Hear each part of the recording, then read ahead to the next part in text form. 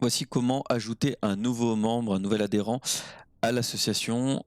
Donc pour ce faire, pour l'ajouter manuellement, on va, ici se retrouver sur le tableau de bord de WordPress et là quand on va survoler la partie MemberPress, je vous invite à cliquer sur membres, ce qui permet du coup de voir l'ensemble des membres actifs et non actifs. Donc on le voit par l'état qui est, la 4e colonne. Et du coup là, si vous souhaitez en ajouter un manuellement, ça peut être le cas lorsque vous avez, des paiements par chèque, par espèce qui sont en dehors du site web. Donc là, je vais cliquer sur le bouton ajouter et là, du coup, on a plusieurs informations à remplir, qu'on va faire ensemble. Donc là, je vais prendre un exemple que j'avais. Hem, il s'agit du coup de Aldric Cholet. Donc là, au niveau de l'identifiant, vous pouvez mettre ce que vous voulez. Après, pourquoi pas, mettre d'abord le prénom en minuscule, par exemple, point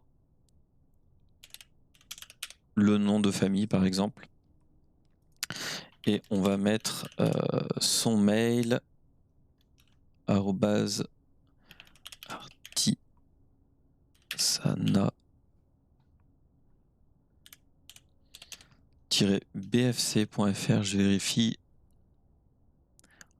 artisanat-bfc.fr. Ok, donc là on est tout bon. Donc c'est Aldric Cholet. Donc là, je vous invite à tout remplir. Au niveau du mot de passe, donc là, ça a peu d'importance dans le sens où lorsqu'on va créer son compte, il va recevoir un email l'invitant à mettre son propre mot de passe, ce qui lui permet voilà, d'avoir une première connexion dessus. Euh, du coup, il faut bien laisser cocher cette case qui est juste en dessous pour lui envoyer un email l'invitant à activer son compte et à changer son mot de passe. L'email de bienvenue, je vous invite à le décocher. Ça peut poser des problèmes au niveau de, au niveau de l'envoi de mail. Donc, on va laisser juste cocher celui-ci. Et par contre, on va cliquer sur avancer, ce qui va nous permettre de rentrer la transaction qui a été effectuée manuellement, donc soit par chèque, soit par espèce. Donc là, je sais pas exactement, donc je vais laisser manuel. Et enfin, je vais mettre une date par défaut d'expiration, euh, dans le sens où une adhésion est valable 1 an. Donc par défaut, on met plutôt 1 an. Donc là, on est bon. Donc je peux lui créer son compte.